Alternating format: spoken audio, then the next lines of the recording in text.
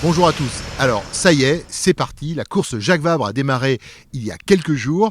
Ils sont au cœur du sujet, ils sont au milieu de l'Atlantique. Mais alors, dans quelles conditions de vie sont-ils ? Alors justement, Bertrand, vous vous rappelez qu'on a rencontré Samantha Davis et Tanguy Delamotte sur le bateau Initiative Cœur. On les avait vus donc pour une interview et ils nous en ont profité pour nous montrer donc du coup l'envers du décor, les coulisses d'un bateau de course. On regarde, c'est le grand luxe.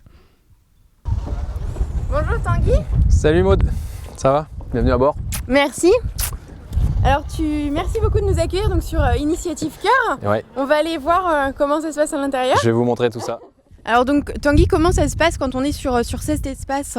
Voilà, donc là on est dans ce qu'on appelle le cockpit, donc c'est vraiment la zone de manœuvre. Donc ici c'est là où je peux diriger le bateau, donc je suis à la barre, donc je peux le diriger par ici.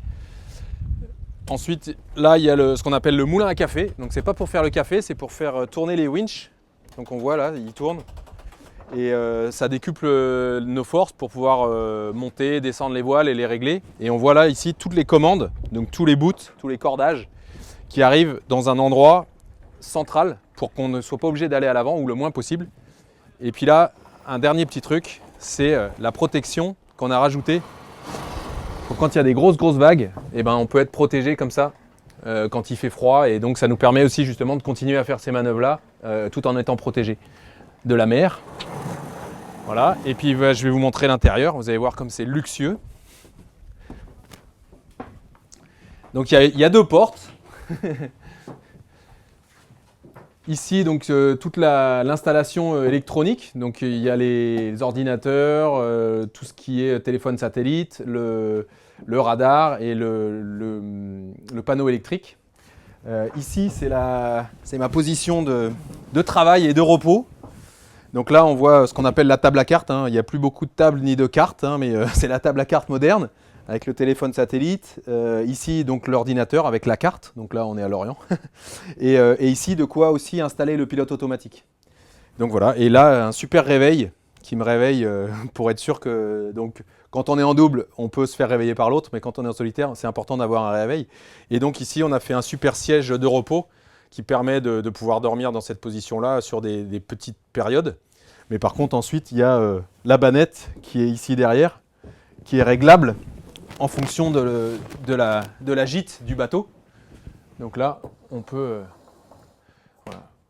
incliner plus ou moins le lit.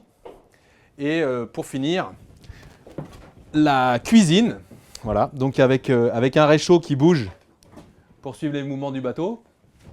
Et ici, donc, nos bols thermos pour garder la nourriture chaude, donc un chacun. Et puis, un petit évier avec de l'eau qui vient du désalinisateur ou de l'eau de mer. Parce que quand on fait des pâtes, au lieu de rajouter du sel, on prend de l'eau de mer. Donc voilà, vous avez tout vu. Et alors, combien de temps on arrive à dormir en bateau ? Alors, sur les courses en solitaire, moi, je dors jamais plus de 1h30. Des tranches d'1h30, ça représente un tout petit peu plus d'un cycle de sommeil. Comme ça, je suis sûr qu'en 1h30, j'arrive à dormir au moins 1h15, et ça, pour moi, c'est important. Et au total, sur 24 heures, la moyenne, c'est à peu près 6 heures. Par contre, en double, sur une course un peu plus courte, on arrivera certainement à dormir un peu plus souvent, parce qu'on sait que quand on dort, il y a quelqu'un dehors, et du coup, c'est plus facile de trouver du sommeil. Oui, effectivement, c'est vraiment un intérieur spartiate, c'est vraiment un intérieur de sportifs de haut niveau. Et puis, on va leur souhaiter quand même bon courage pour les jours à venir. Tout à fait, on revient vers vous très rapidement avec d'autres infos. Et en attendant, vous allez sur la page Facebook, vous cliquez sur j'aime, vous partagez, ça envoie de l'argent donc à l'association Mécénat Chirurgie Cardiaque et ça permet de sauver des enfants. Alors, on compte sur vous, bien évidemment. On clique, on partage. À bientôt. À bientôt.